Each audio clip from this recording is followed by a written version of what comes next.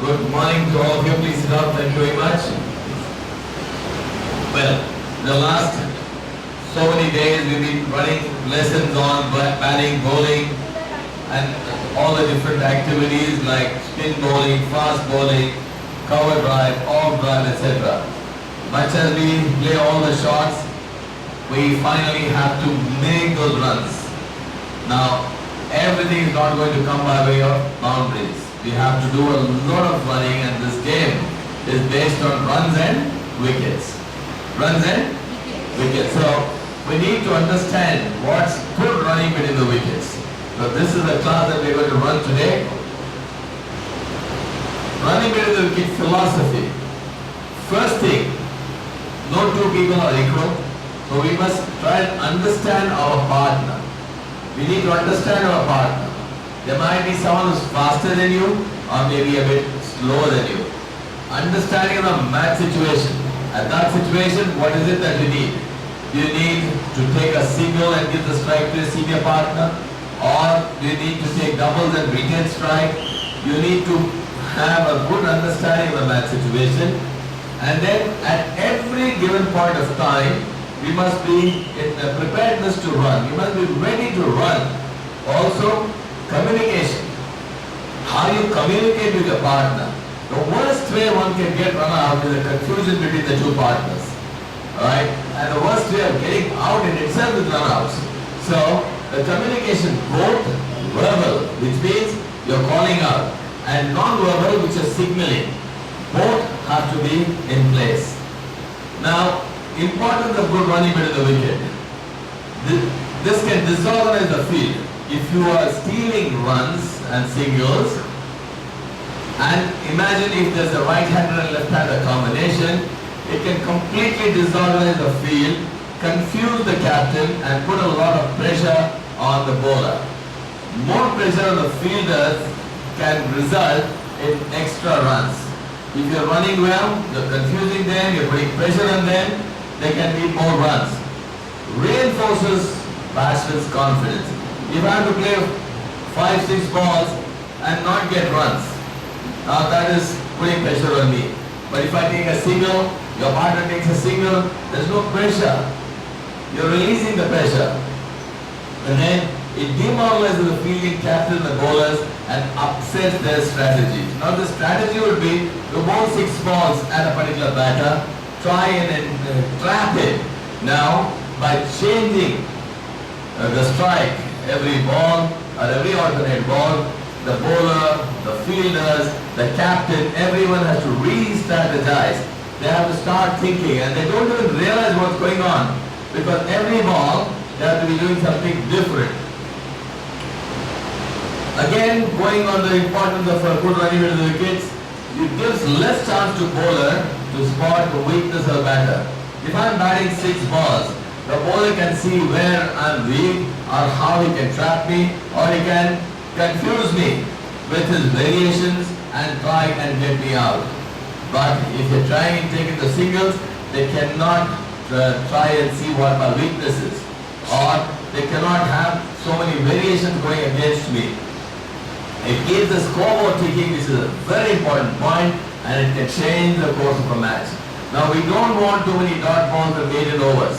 If you're taking those singles every frequently, what happens, the scoreboard is moving, pressure is less, the bowlers and the fielders don't realize what's going on. Suddenly you see the score is big. An occasional boundary and plenty of singles.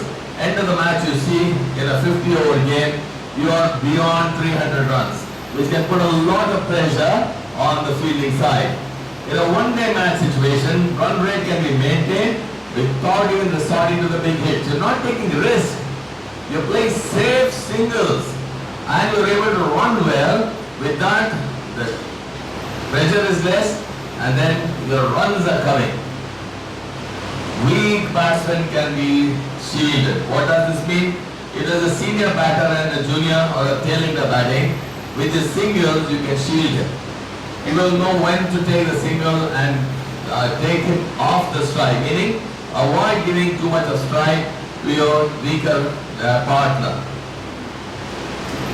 Now, the fundamentals of running between the wickets. You must have the knowledge in the sense, what kind of field is it, a fast outfield, slow outfield, what kind of a fielder is it, right-hander, left-hander, alright? How good is this throw? If you have this knowledge, then your running between the wicket becomes easier. Calling is of primary importance. Calling.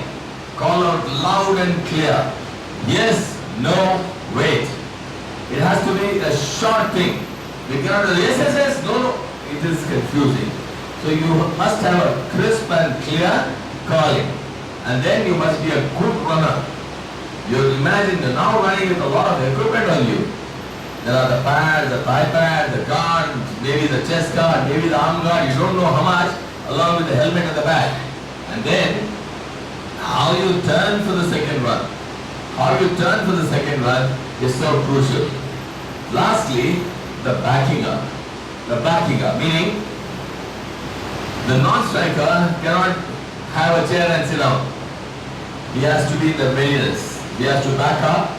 He need not run the entire 66 feet.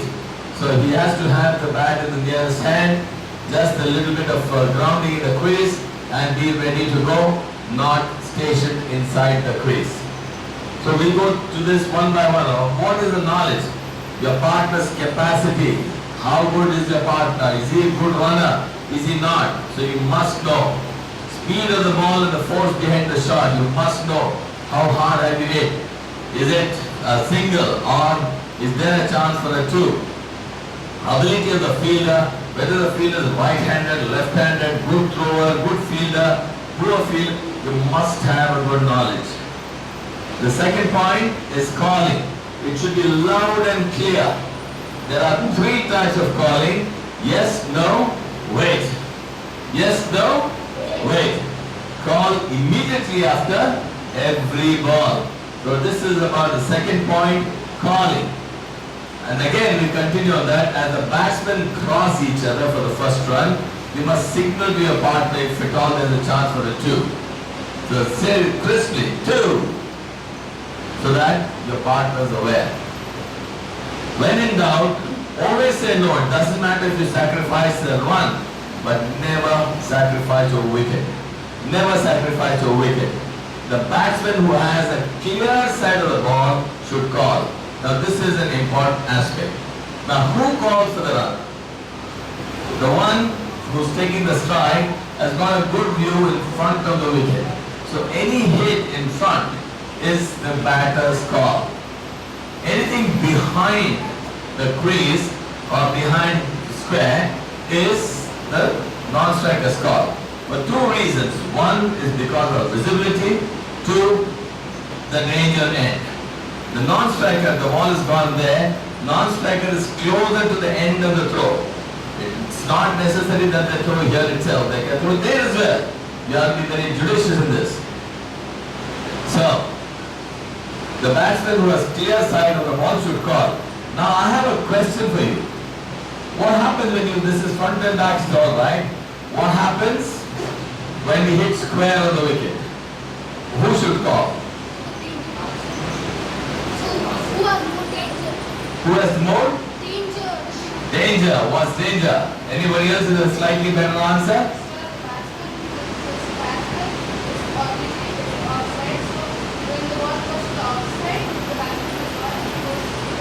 Please stand up. Give her a round of applause. Well said. Now, as a batter, I play square of the wicket, I've got a clear view. But if it goes on the onside, the non-striker has a better view. Therefore, leave it to the non-striker to call if it is square on the onside, and you can take the liberty of calling if it is on the offside, square on the offside. But again, you have to respond. If the non-striker says no, it should be a no. The one running towards the danger end has a final say. The one who's running towards the danger end, which is the nearer end or closer to the throw, that should be the final say. Running technique.